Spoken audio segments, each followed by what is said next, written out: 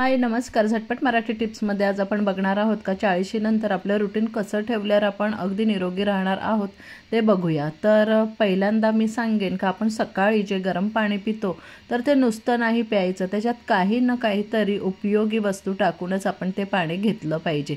तर कधी तुम्ही जिऱ्याचं पाणी घ्या, कधी तुम्ही धणे टाकून उकळवलेलं पाणी घ्या, तर कधी वेलचीचं घ्या, नाहीतर दालचिनीचं घ्या.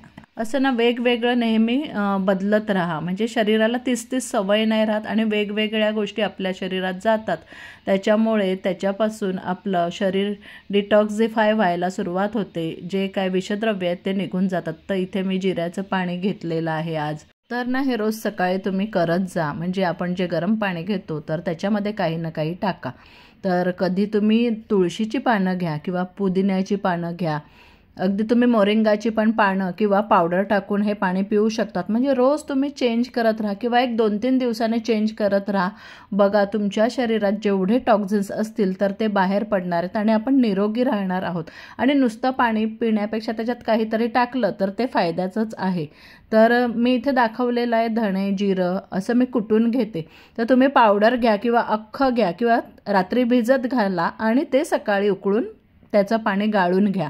3 महिन्यानंतर तुम्ही स्वतःमधला फरक पाहाल. तुम्हाला किती उत्साही वाटतं आहे, निरोगी वाटतं आहे, शिवाय शरीर खूप हलकं होऊन जातं. तर नक्की हे करून बघा. आता 40 नंतर पिरियड्समध्ये पण खूप वेळा प्रॉब्लेम येतो. खूप जणींचे पिरियड्स इरेग्युलर होऊन जातात. म्हणजे कधीही पिरियड्स येतात, त्याच्यामुळे मग आपल्याला खूप प्रॉब्लेम्स येत असतात. एक्सेस ब्लड जात असतं, म्हणजे खूप ब्लिडिंग होत असतं आणि खूप अस्वस्थ वाटतं आपल्याला अशा वेळी. काही जणींच्या पोटात दुखतं, काही जणींचा फ्लो जास्त होतो, तर हे सुटलेलं पोट असतं. त्याचप्रमाणे आपल्याला ना टेन्शन असतं का कुठे डाग पडेल, काय पडेल. तर त्यावेळी ना जास्तीत जास्त आराम करायचा. बरं हा आराम करताना पण काय होतं, कुठे डाग पडेल का हे टेन्शन असतं आपल्याला झोपेत सुद्धा. तर अशा वेळी मी वापरते Evergreen period care disposable period panties. यामध्ये 360 डिग्री प्रोटेक्शन मिळतं, अगदी कोझी कव्हरेज मिळतं आपल्याला. 2 टाइम्स फास्टर म्हणजे डबल फास्टर ॲब्सॉर्प्शन आहे, त्याच्यामुळे लॉंग लास्टिंग प्रोटेक्शन मिळतं आणि स्टेन्स वगैरेची आपल्याला भीती राहत नाही. जरी हेवी फ्लो असेल तरी अगदी सॉफ्ट टॉप लेयर आहे याचा, त्याच्यामुळे ना काय होतं स्किनला खूप कम्फर्ट फील होतं आपल्याला. No odour, no leakage. आणि हे बघा हे अगदी कम्फर्टेबल आहे, ताणल्यावर पण अगदी खूप कम्फर्टेबल आहे. डबल लॉक सिस्टीममुळे लिकेजचा प्रॉब्लेम अजिबात होत नाही. तुम्ही प्रवासात जा किंवा रात्री झोपताना हे करा, घालू शकता. हे अगदी अजिबात लिकेज होत नाही आणि अगदी कुठेही जा तुम्ही फ्रीली राहू शकतात. कुठलंही तुम्हाला टेन्शन राहणार नाही लिकेजचं. शिवाय ना हे डिस्पोज करायला पण खूप सोपं आहे. पॅन्टी बदलायचा त्रास नको. किंवा मग डबल काही जण सॅनिटरी पॅड ठेवतात, ते डबल ठेवायची गरज नाही. साईडने पहा सहज टियर करता येतं, म्हणजे काढता येतं आणि डिस्पोज करता येतं. डेलीच्या पॅन्टीज पण आपल्या खराब होत नाही याच्यामुळे. हे वापरलं फेकलं का झालं. कुठेही मला बाहेर जायचं असेल किंवा तुम्हाला ऑफिसला जायचं असेल तर आवर्जून हे तुम्ही बॅगमध्ये टाकून नेत जा, म्हणजे तुमचं टेन्शनच पूर्णपणे जाईल. आता सर्व वयोगटातील मुली किंवा स्त्रिया हे वापरू शकतात आणि आता तुम्ही बिनधास्तपणे कुठेही वापरू शकता. Evergreen period care disposable period panties मागवायचे असतील तर डिस्क्रिप्शनमध्ये लिंक आहे, त्यावर क्लिक करा. रुटीनमध्ये आपण खाण्यापिण्याची पण थोडीफार पथ्य पाळायची, अगदी खूप अशी नाही, पण नेहमीच्या आहारात फळांचा समावेश झालाच पाहिजे. बरं ती फळं खायची कशी, तर ती तुम्ही मीठ वगैरे टाकून खायची नाही. जेव्हा आपण फळं आणतो तेव्हा तुम्ही जरूर ती मिठाच्या पाण्यात घालून ठेवा, म्हणजे ती अगदी स्वच्छ होतील, चांगली होतील. परंतु तुम्ही जेव्हा चिरून खातात किंवा कापून खातात तेव्हा खूप जणांना सवय असते का त्याच्यावरनं मीठ टाकायचं, तर अजिबात त्याच्यावर मीठ घालू नका. बघा ही फळं मी स्वच्छ करून अशी चांगली मस्त सजवून तुम्ही प्लेटमध्ये ठेवा. तुम्हाला सतत फळं खाण्याची इच्छा झाली पाहिजे. इतर काही गोड वस्तू खाण्यापेक्षा तुम्ही छान अशी गोड आंबट फळं खा आणि ती एन्जॉय करा. ती खरोखर शरीराला चांगली आहे, पोट साफ राहतं, शिवाय आपलं स्किन आहे ती हायड्रेटेड राहते. पहा असं खूप जणांना हे वरून मीठ टाकायची सवय असते, तर ते अजिबात तुम्ही तसं मीठ टाकू नका. तर तुम्ही डायरेक्ट फळं खा आणि फळांचं ज्यूससुद्धा जास्त घेत जाऊ नका, कारण काय होतं ज्यूसमध्ये आपल्याला जास्त फायबर्स मिळत नाही. ज्यूस गाळलं जातं, त्याच्यामुळे ना फायबर्स आपल्याला मिळत नाही आणि डायरेक्ट फळं खाल्ली तर त्याच्यातले सगळे जे महत्त्वाचे चांगले घटक आहेत ते आपल्या शरीराला मिळतात. शिवाय ही फळं तुम्ही तीच फळं नका खाऊ.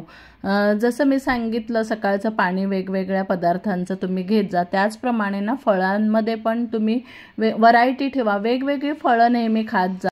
म्हणजे या आठवड्यात जर आपण 3 प्रकारची केळी, द्राक्ष, स्ट्रॉबेरी खाल्ली तर पुढच्या आठवड्यात अजून तुम्ही वेगळी फळं खा आणि जो सीझन असेल, ज्या फळांचा सीझन असेल त्या सीझनची फळं तुम्ही खाल्लेली आरोग्याला चांगली असतात आणि आपल्या भागात झालेली फळं तर खाल्ली तर खूप चांगली असतात। तर फळांमध्ये नक्की व्हरायटी ठेवा आणि नेहमी फळं बाहेरून आणल्या आधी पाण्याखाली घाला, पाण्याने धुवा आणि त्याच्यानंतर मिठाच्या पाण्यात घालायची आहेत ती फळं आणि त्याच्यानंतर मिठाच्या पाण्यातली सुद्धा तुम्ही 1-2 वेळा धुवून घ्या तर ती स्वच्छ होतात। त्याच्यावर पेस्टिसाइड वगैरे केलेलं असतं, ते क्लीन होऊन जातं। शिवाय काय बॅक्टेरिया वगैरे किंवा जे मायक्रोबियल्स असतील तर ते निघून जातात त्याने। आणि एकाच वेळी खूप फळं खाऊ नका। जर सकाळी खाल्ली तर दुपारी जेवणाच्या आधी थोडी खा, म्हणजे तुम्हाला अगदी खूप असं जेवण पण जेवायला नको आणि जे खाल जेवण किंवा जेवाल तर ते लवकर चांगलं फळांमुळे डायजेस्ट होईल। आपल्या रुटीनमध्ये म्हणजे महत्त्वाचा भाग म्हणजे तुम्ही कुठल्याही प्रकारचा व्यायाम करा। कमीत कमी आठवड्यातून 4 ते 5 दिवस आपला व्यायाम झालाच पाहिजे, अगदी 1 तास व्यायाम झालाच पाहिजे। अगदी तुम्हाला कुठलाच व्यायाम जमला नाही तर तुम्ही वॉक तरी केलं पाहिजे, म्हणजे व्यायामाबरोबर पण वॉक करायलाच पाहिजे। पण अगदी तुम्हाला कुठला व्यायाम नसेल जमत तर सूर्यनमस्कार घाला रोज।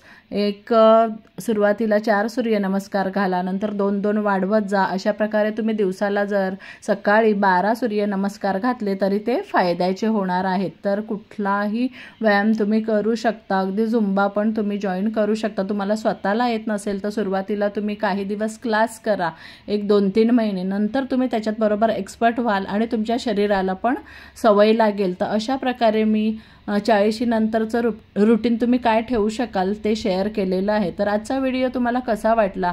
व्हिडिओ आवडला तर लाईक, शेअर, कमेंट करा आणि चॅनेल नक्की आपलं सबस्क्राईब करा।